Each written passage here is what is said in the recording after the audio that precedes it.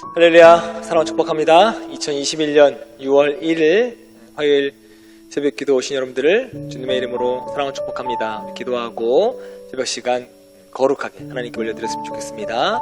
기도하겠습니다. 할렐루야, 그의 성소에서 하나님을 찬양하며 그의 권능의 궁창에서 그를 찬양할지어다. 아멘. 사랑과 은혜 많으신 하나님, 오늘도 하나님만 찬양하는, 하나님께만 영광 돌리는 삶을 살아갈 수 있도록 은혜 더하여 주시옵소서. 주님만 붙들고 주님에게만 의지하고 주님에게만 간구하고 기도하고 부르짖는 우리의 모든 심령들 다 아시는 줄 믿습니다. 주님, 만나는 시간 갖게 도와주시옵시고 역전케 하신 하나님을 만나게 도와주시옵시고 문제 해결하시는 하나님을 만나게 도와주시옵시고 나를 사랑하시는 하나님을 다시 한번 깊이 만나는 새벽 시간 될 수 있도록 은혜 더하여 주시옵소서. 오늘도 주님과 동행하길 간절히 소망하며 거룩하신 예수님의 이름으로 간절히 기도합니다. 아멘. 할렐루야. 새벽을 깨우신 성도님들에게 하나님의 은혜와 은총이 더하시기를 주님의 이름으로 간절히 축원합니다. 오늘은 잠언 17장 1절에서 14절 말씀으로 여러분과 함께 은혜 나누고자 합니다. 2017년에요. 미국에서 역사상 가장 최악의 총기 난사 사건이 벌어졌습니다. 거액의 아주 부자인데요. 거액의 자산가로 알려졌던 스티븐 패덕이라고 하는 사람이 뮤직 페스티벌이 열리고 있는 곳에서 불특정 다수에게 총을 난사합니다. 그래서 참 많은 사람들이 목숨을 잃기도 하고 다치기도 하고 공포에 몰아넣었던 사건입니다. 미국에서만 이런 일이 일어날까요? 물론 총기 난사 사건은 우리나라에서는 쉽지 않죠. 왜냐하면 우리나라는 총기를 소지할 수 없는 나라이니까요. 근데 우리도 무슨 일이 요즘 벌어지냐면 최근에 참 많이 발생하는 거 묻지마 살인 아니면 또는 묻지마 폭행입니다. 그냥 정말로 길 가다가 사람을 때리기도 하고요. 사람을 칼로 찌르기도 합니다. 그래서 다치기도 하고 죽기도 하는 거죠. 일면식도 전혀 없는 사람을 때리는 거예요. 자신에게 해코지했던 사람을 죽이는 게 아니라 때리는 게 아니라 정말 길 가던 모르는 사람을 때립니다. 길 가던 모르는 사람을 죽여요. 왜 이런 일이 자주 발생할까요? 왜 이런 일이 자주 발생할까라고 봤더니 이 조정민 목사님이 쓰신 왜 분노하는가라고 해서 조정민 목사님은 그 이유를 이렇게 밝힙니다. 현대인의 대부분이 이 분노라고 하는 병에 사로잡혀 있다라고 하는 거지. 그러니까 2017년에 최악의 총기 난사가 벌어졌던 스티븐 패덕이나 묻지마 살인 또는 묻지마 폭행 이런 것들을 저지르는 사람들을 붙잡고 보면 이 분노가 아주 얼마나 심각한지를 알 수 있다고 합니다. 대체 이 분노가 어디서 왔을까요? 그리고 이 분노가 왔으면 어떻게 다스려야 할까? 그래야 무고한 시민들이, 무고한 사람들이 다치지 않을 텐데 말이죠. 오늘 본문 14절을 보면 다투는 시작은 방축에서 물이 새는 것 같은즉 싸움이 일어나기 전에 시비를 그칠 것이다 라고 말씀하고 있습니다. 여기 보면 분노와 비슷한 단어들이 나옵니다. 다툼, 싸움, 시비 이런 게 나오는데요. 다툼과 싸움 다 비슷한 얘기입니다. 동의어예요. 그리고 시비는 이 싸움의 근원이 되는 것으로 잘잘못을 따지며 말다툼을 하거나 괜한 트집을 잡는 것 그런 걸 의미합니다. 그런데 여기 오늘 본문에서 다툼의 시작을 뭐에 비유하고 있냐면 방축에서 물이 새는 것과 같다라고 비유하고 있습니다. 이 방축이라고 하는 건 흙을 막 쌓아둬서 물을 저장했던 일종의 우리가 알고 있는 저수지입니다.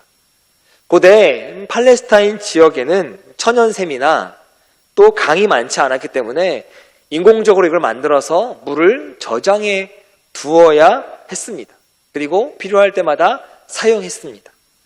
근데 만일 이러한 방축에 자그마한 구멍이 하나 생겨서 물이 쫄쫄쫄쫄 새기 시작하면 되겠습니까? 다행히 초기에 막으면 빨리 방편을 마련할 수 있는데 그렇지 않으면 큰 피해를 입을 수밖에 없습니다. 뚝이 무너지고 그 안에 있는 물이 다 쏟아져서 마을로 향하게 되면 마을이 다 물바다가 될 수밖에 없는 거죠. 그래서 사람들이 큰 피해를 입을 수밖에 없게 됩니다. 여기 다툼의 시작을 방축이라고 이야기했듯이 다툼의 시작이 되면 서로 큰 피해를 입을 수 있다는 것을 의미적으로 말하고 있습니다. 사실 흙으로 쌓인 방축은 한번 구멍이 생기게 되면 걷잡을 수 없이 무너져 내리는 특징이 있습니다. 그래서 무너져 내리기 전에, 아니 새기 전에 뭐 해야 되냐면 대비해야 됩니다. 방비해야 돼요. 구멍이 생기기 전에 미리 대비해야 되는 것이죠. 마찬가지로 다툼도 한번 시작되면 걷잡을 수 없는 사태로 진전될 수 있습니다. 그래서 다툼이 시작된 후에 막으려고 하기보다는 그 다툼의 근원이 되는 시비의 단계에서부터 그 시비가 다툼으로 발전하지 않을 수 있도록 막아야 된다라고 하는 겁니다. 즉 싸움이 막 일어나기 전에 무엇을 그쳐야 될까요? 시비를 그쳐야 됩니다. 시비가 계속되면 다툼으로, 싸움으로 발전되고요. 싸움이 이 분노를 조장하게 돼서 걷잡을 수 없을 만큼 아주 어려운 상황으로 몰고 간다라고 하는 겁니다. 최근에 뉴스를 보면 층간소음, 그렇죠? 위아래로 층간소음, 또 주차장 문제로 시비가 붙어서 살인까지 가는 뉴스를 우리가 종종 듣기도 합니다. 또 애완견이 막 지저대서 이웃 간의 시비의 문제로 막 다툼하다가 살인까지 가게 되어지는 뉴스도 듣기도 합니다. 그런데 이러한 끔찍한 살인사건이 시비 그 자체가 불러왔다라고 하는 게 아닙니다. 시비를 잘 조정하지 않고 자기 감정을 잘 다스리지 못해서 시비에서 다툼으로 넘어가고 다툼이 커지다 보니까 분노가 일어나게 되고 분노가 살인까지 가게 된다. 아주 끔찍한 사건으로 이어지게 된다라고 하는 겁니다. 여러분, 모든 사람들은 다 취향이 다릅니다. 생각도 달라요. 살아온 방식이 다르고요. 살아왔던 생활 패턴도 다릅니다. 다 다릅니다. 성격도 다릅니다. 그러니까 다투는 건 당연해요. 시비가 붙는 건 당연합니다. 나와 너가 다르고 나와 우리가 다르고 모두가 다른데 하나가 똑같이 될 수는 없습니다. 쉽지 않습니다. 다투는 게 문제가 아니라 이 다툼을 어떻게 잘 해결해 나가느냐, 아니면 성경에서 오늘 이야기하고 있듯이 다툼으로 가지 않고 시비 단계에서 이걸 어떻게 잘 마무리하느냐가 중요하다라고 하는 거죠. 정말 성인 군자가 아니고서야 어떻게 모든 걸 다 양보하며 살 수 있겠습니까? 다만 그 문제가 계속 시비가 계속되어져서는 안 된다라고 하는 거죠.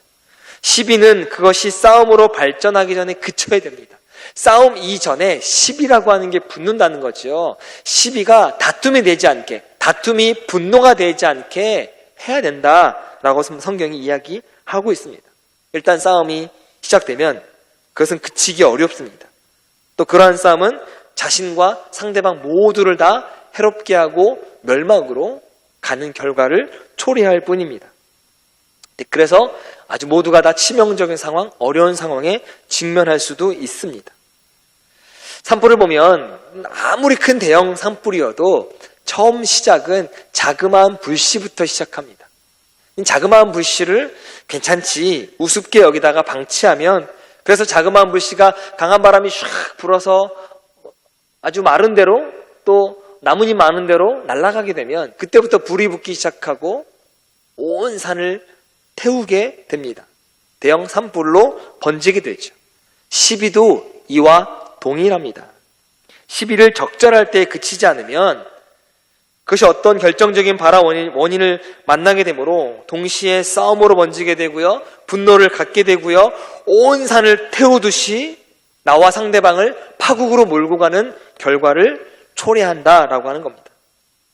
여러분, 될 수 있는 대로 시비를 피해야 하지만 비록 시비가 붙는다고 해도 적절한 순간에는 그 시비를 그쳐서 내가 먼저 양보하지 않는다면 우리는 어려움에 초래할 수 있습니다. 시비를 붙는다고 하면 먼저 양보하세요. 혹시 시비에 붙는다고 하면 먼저 자리를 피하세요. 이걸 이렇게 이야기하면 진다라고 생각하세요. 패배한다라고 생각하세요. 패배일까요? 아니에요. 절대 패배가 아닙니다. 절대 지는 게 아닙니다. 패배하는 것이 아니라 나도 위하고 상대방도 위하는 진정한 승리의 길이 바로 그 시비를 붙지 않고 자리를 피하고 잘 다스리는 것이 하나님이 원하시는 승리의 길인 줄 믿습니다. 이제 날이 밝으면 오늘 하루를 살아가야 되고요. 또 오늘은 6월이 시작하는 첫날입니다. 한 달을 또 살아가셔야 돼요.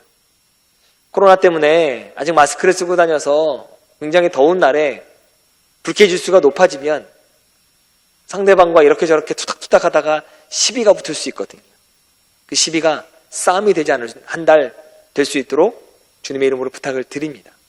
시비가 싸움이 되지 않고 다툼이 분노로 넘어가지 않고 그 분노가 우리를 멸망으로 넘어가지 않을 수 있도록 시비가 오는 순간 하나님을 의지하시고 시비를 떨쳐내고 그 마음에 성령님과 말씀으로 채우시는 여러분 되시기를 주님의 이름으로 간절히 축복합니다. 사단이 주는 시비에 넘어지면 우리의 삶이 온 산을 태우고 남은 후에 잿더미가 되어질 수 있습니다. 그러나 사탄이 주는 시비를 믿음으로, 말씀으로, 성령님으로 잘 이겨나가시면 우리의 삶에 하늘의 축복과 하나님의 동행하심으로 인해 주어지는 승리의 축복이 함께하는 줄 믿습니다. 그 승리의 축복이 여러분의 삶이 되시기를 주님의 이름으로 간절히 축원합니다. 기도하겠습니다. 사랑과 은혜가 많으신 하나님, 오늘도 하루를 살아갑니다. 살면서 또 많은 사람들과 관계 맺을 수밖에 없는 삶을 삽니다. 시비가 붙을 수 있습니다.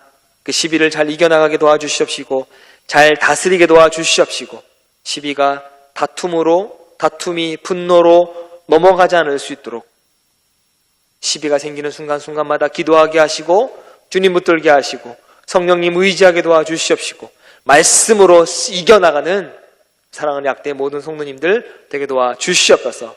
그래서 믿음으로 이겨나가는 그 자리에 하나님의 승리하심과 동행하심의 역사하심이 가득할 수 있도록 우리 모두를 축복하여 주시옵소서. 감사드리며 거룩하신 예수님의 이름으로 간절히 기도합니다. 아멘. 지금부터 잠언 17장 1절에서 14절 안으로 들어가셔서 하나님의 은혜를 깊이 누리시길 바랍니다. 마른 떡 한 조각만 있고도 화목하는 것이 제육이 집에 가득하고도 다투는 것보다 나으니라. 슬기로운 종은 부끄러운 짓을 하는 주인의 아들을 다스리겠고 또 형제들 중에서 유업을 나누어 얻으리라. 도가니는 은을, 풀무는 금을 연단하거니와 여호와는 마음을 연단하시느니라. 악을 행하는 자는 사악한 입술이 하는 말을 잘 듣고 거짓말을 하는 자는 악한 혀가 하는 말에 귀를 기울이느니라.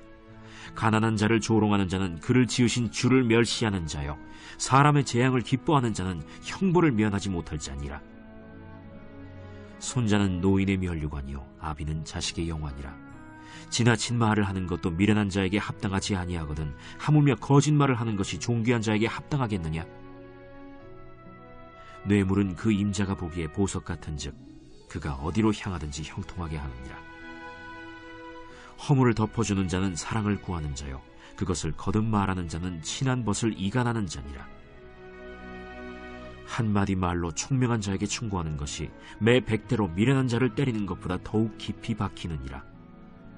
악한 자는 반역만 힘쓰나니 그러므로 그에게 잔인한 사자가 보냄을 받으리라.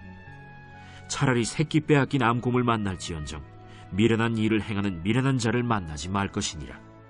누구든지 악으로 선을 갚으면 악이 그 집을 떠나지 아니하리라. 다투는 시작은 둑에서 물이 새는 것 같은즉 싸움이 일어나기 전에 시비를 그칠 것이니라.